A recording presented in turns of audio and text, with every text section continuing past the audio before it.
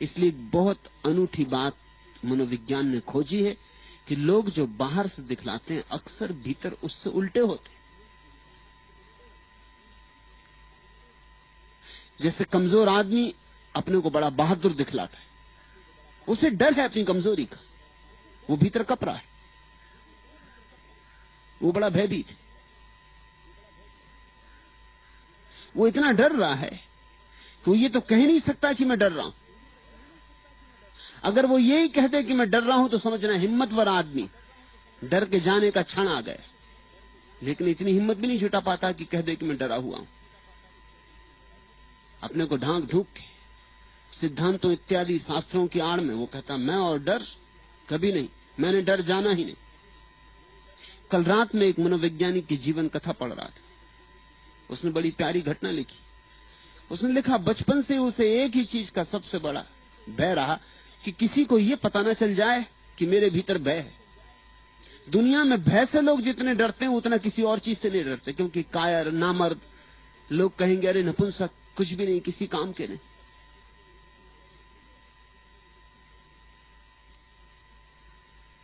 उसने लिखा है कि बचपन में स्कूल में बच्चों से झगड़ा हो गया,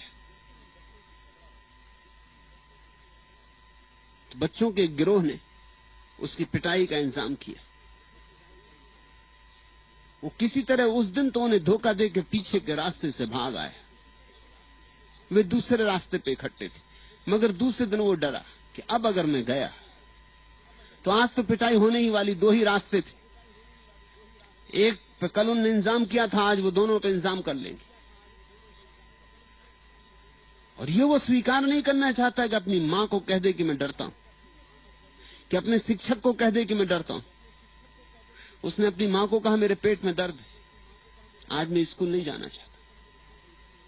मां ने कहा किस तरफ दर्द है? तो उसने बताया दर्द इस तरफ है। मां ने कहा ये तो होना हो अपेंडिक्स होना चाहिए।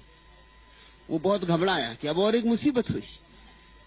कहां का अपेंडिक्स? उसे कोई दर्द वगैरह है भी नहीं। मगर अब उसकी ये हिम्मत कहने की ना पड़े कि मैं सिर्फ झूठ ही बोला। मां उसे डॉक्टर के पास ले गई। उसने सोचा था जांच पड़ताल होगी, बात खत्म हो जाएगी। डॉक्टर ने जांच पड़ताल की। डॉक्टर ने जांच पड़ताल करके कहा कि पक्का तो बैठता नहीं कि अपेंडिक्स है या नहीं, लेकिन झंझट लेना ठीक नहीं, इसलिए ऑपरेशन कर लेना उचित। अब तो वो बहुत घबराया, मगर अब बात बहुत आगे बढ़ चुकी। तुम चकित होगे जान के ऑपरेशन हुआ। अब उसने जीवन के अंत में 70 साल की उम्र में यह बात लिखी कि अब मैं ये इतनी हिम्मत जुटा पाया हूं कहने की कि अब मैं सच सच कह ही देना चाहता हूं कि न मुझे दर्द था न अपेंडिक्स था, मगर मेरा अपेंडिक्स भी निकला, ऑपरेशन मैंने करवा लिया हिम्मत करके। मगर ये हिम्मत न जुटा सका कहने की कि वहां बच्चे मुझे मारने को इकट्ठे हैं, और ये मैं स्वीकार नहीं करना चाहता कि मैं कायर हूं। तुम जरा अपनी जिंदगी को गौर से देखना, अपने आसपास गौर से देखना। जिन लोगों के जीवन में भीतर बहुत दुख है वो अक्सर ऊपर झूठी मुस्कान ओढ़े रहते। जिन्होंने जीवन में कभी प्रेम नहीं जाना वो प्रेम के गीत गुनगुनाते। ऐसे मन को भुलाते हैं, समझाते हैं, सांत्वना देते हैं। आदमी क्या करे? आदमी बड़ा कमजोर है। तो वे लोग जो कह रहे हैं कि तुम ढोंगी हो, उसके पीछे एक कारण ये भी है, सदियों तक उन्होंने ढोंग देखा है। न मालूम कितने कितने तरह के ढोंगी देखे। फिर मेरा सन्यासी तो उन्हें और भी अड़चन का कारण, क्योंकि मैं सन्यास को एक नई परिभाषा दे रहा हूं, नया अर्थ दे रहा हूं जो उनकी समझ के बाहर है, जो उन्होंने कभी सुना न देखा। सन्यास का उनका अर्थ है जो सब छोड़ के भाग जाए। अब तुमको ढोंगी ना कहें तो क्या कहें? तुम कुछ भी छोड़ के नहीं गए, ये कैसा सन्यास? इसलिए मैं कहता हूं वो बेचारे ठीक ही कह रहे हैं, उन पर नाराज मत हो। अगर वो किसी पुराने सन्यासी को अपने बाल बच्चों के साथ देख लें, पत्नी के साथ देख लें, तो उसे ढोंगी कहेंगे कि ढोंगी। अगर पुराने सन्यासी को दुकान करते देख लें तो ढोंगी कहेंगे। और तुमसे मैंने कहा दुकान छोड़ना मत, पत्नी बच्चे छोड़ना मत। असल में मैंने तुमसे ढोंग का उपाय ही छीन लिया, मगर उनकी समझ में तब आएगा। मैंने तुमसे ढोंग का उपाय ही छीन लिया, जड़ी काट दी। ढोंग का उपाय ही कहां बचा? मेरे सन्यासी के लिए ढोंग का उपाय ही नहीं। तुम ढोंग करोगे क्या? जितनी चीजें ढोंग से की जाती थी वो तो मैंने तुम्हें करने की आज्ञा दी।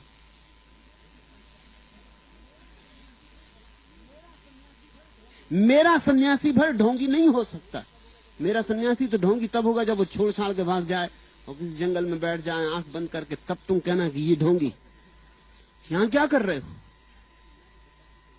क्योंकि मैंने तो कहा संसार में परमात्मा के दर्शन करने, जीवन के छोटे छोटे कामों में उसकी उपासना को खोजना है, क्षुद्र में विराट की तलाश करनी, सामान्य में असामान्य को खोदना है, रूप में अरूप को पाना है। तो मैंने तो तुमसे छोड़ने को कहा नहीं, इसलिए उनका कहना बिल्कुल ठीक है। आखिर उनके पास भाषा पुरानी है, मेरी भाषा तो बनते बनते बनेगी।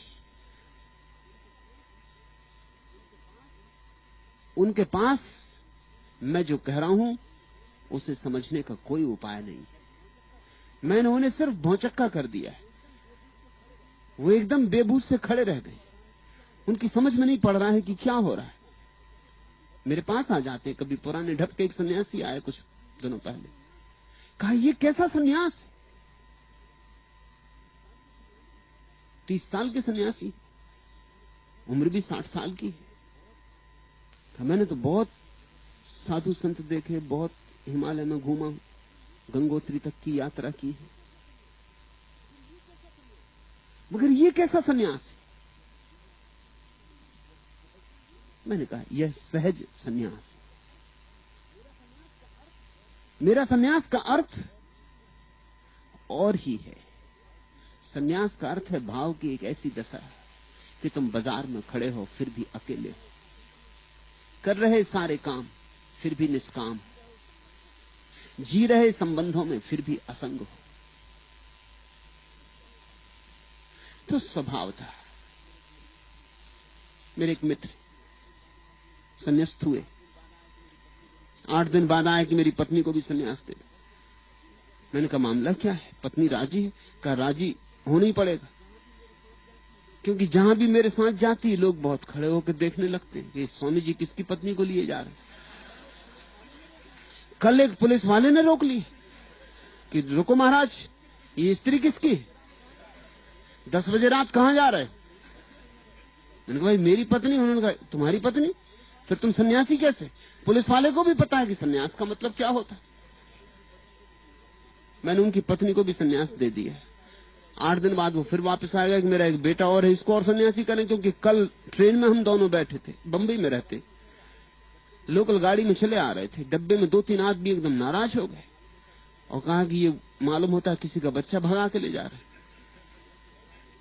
साधु सन्यासी भगा के ले जाते ना बच्चा, और कोई उपाय नहीं मिलता चेला खोजने का, तो बच्चों को भगा ले जाते हैं कि चलो। चेले तो चाहिए ही चाहिए। तो कहा इसको भी सन्यास दे दे, नहीं तो मुश्किल खड़ी हो जाएगी किसी भी दिन। वो तो बिल्कुल लड़ने झगड़ने को राजी हो गए थे। बा मुश्किल समझाया कि भाई ये हमारा ही बच्चा है, तुम्हारा बच्चा कैसे?